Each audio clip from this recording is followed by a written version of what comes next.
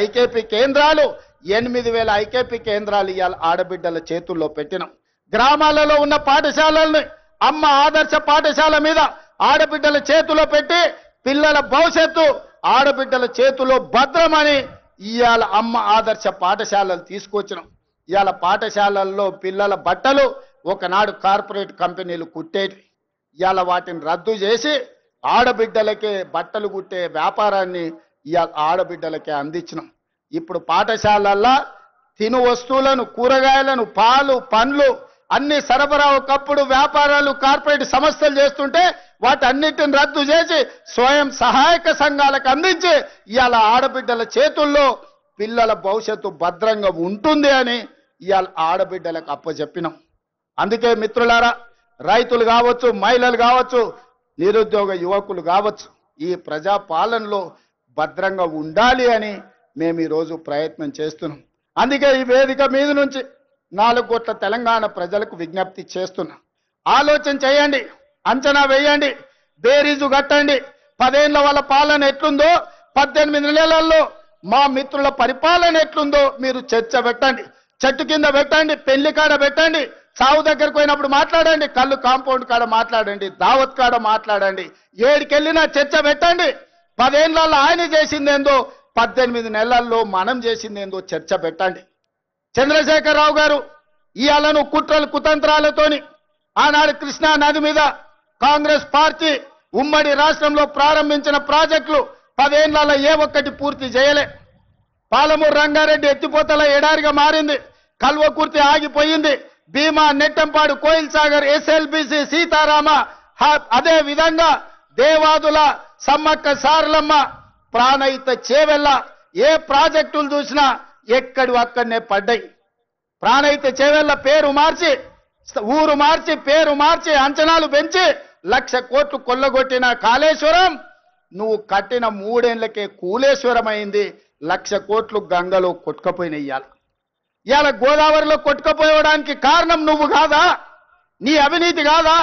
నీ కుటుంబం 1,000 కోట్ల రూపాయల దోపిడీకి పాల్పడి నాణ్యత లోపం వల్ల, ప్రణాళిక లోపం వల్ల మేడిగడ్డ అన్నారం సుందిల్ల కూలిపోయిన మాట వాస్తవం కాదా? ఈ ప్రాజెక్టులు కూలిపోయినందుకు నిన్ను ఆ చిన్న కాళేశ్వరంలోనే ఉరి తీసినా తప్పు లేదని అక్కడి రైతాంగం అంటున్న మాట నిజం కాదా? వ్యవసాయం మీద 2 లక్షల కోట్లు ఖర్చయినాయి మిత్రులారా. కేవలం కాంట్రాక్టర్లకు 2 లక్షల కోట్ల రూపాయల బిల్లులు చెల్లించాడు. మరి 1000 కోట్లతో పూర్తి కావాల్సిన కల్వకుర్తి ఎందుకు ఆగిపోయింది? 300 కోట్లతో పూర్తి కావాల్సిన భీమా ఎందుకు ఆగిపోయింది? 200 కోట్ల రూపాయలతో పూర్తి చేయాల్సిన నెట్టంపాడు ఎందుకు పూర్తి కాలే? ఇవాళ 6-7 వేల కోట్ల రూపాయలతో పూర్తి చేయాల్సిన సీతారామ ప్రాజెక్టు ఎందుకు ఆగిపోయింది? ఇవాళ ప్రతి ప్రాజెక్టు దేవాదుల 12,000 కోట్ల రూపాయలు ఖర్చయినాయి. ఇంకొక 3-4 వేల కోట్ల రూపాయలు ఖర్చు పెడితే ఇవాళ దాదాపుగా 4 లక్షల ఎకరాలకు నీళ్లు వస్తాయి. ఎందుకు పూర్తి చేయలేదని నేను అడుగుతున్నా. ఉమ్మడి రాష్ట్రంలో సమైక్య పాలనలో సీమాంధ్ర పాలకులు ఆనాడు తెలంగాణ సాగునీటి ప్రాజెక్టుల మీద నిర్లక్ష్యం వహించారు, తెలంగాణను ఎడారిగా మార్చిందని చెప్పిన నువ్వు 10 ఏళ్లలో ఏ ఒక్క ప్రాజెక్ట్ అయినా పూర్తి చేసినవా? ప్రాణహిత చేవెళ్ళ గాని, పాలమూరు రంగారెడ్డి ఎత్తిపోతలు గాని, కల్వకుర్తి గాని, భీమా గాని, నెట్టంపాడు గాని, కోయిల్ సాగర్ గాని, ఎస్ఎల్బిసి గాని, సీతారామ గాని, రాజీవ్ సాగర్ గాని, ఇందిరా సాగర్ గాని ఏ ఒక్క ప్రాజెక్టు 2 లక్షల కోట్ల రూపాయలు ఖర్చైనా అన్ని ఈ రోజు ఆగిపోయి ఉన్నాయి అనంటే ఈ దుర్మార్గానికి నువ్వు నీ కుటుంబం అవినీతి కాదా అని ఈ రోజు నేను అడుగుతున్న మిత్రులారా. ఇన్ని దుర్మార్గాలు చేసి, ఇంత దోపిడీకి పాల్పడి, 1,00,000 కోట్లు కొల్లగొట్టి 1,000 ఎకరాల భూములను ఆక్రమించి ఇవాళ గోదావరి బంకంచెర్ల రేవంత్ రెడ్డి వచ్చి మొదలుపెట్టి చంద్రబాబు నాయుడుకు నీళ్లు ఇస్తున్నాడని దుర్మార్గమైన మాటలు మాట్లాడుతున్నాడు. చంద్రబాబు నాయుడుతోనే ఉండాలంటే, చంద్రబాబు నాయుడుతోనే అంటగాగాలంటే అక్కడనే ఉండేటోని కదా.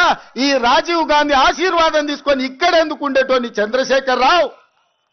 ఆనాడు సోనియమ్మ నమ్మించి కాళ్ళకు దండం పెట్టి కడుపులో తలకాయ పెట్టి నీతో చేరతాని అబద్ధాలు చెప్పి నట్టేట్లో ముంచి నడి బజార్లో మోసం చేసిన చరిత్ర నీదైతే తెలంగాణ ఇచ్చిన సోనియమ్మకు అండగా నిలబడాలి.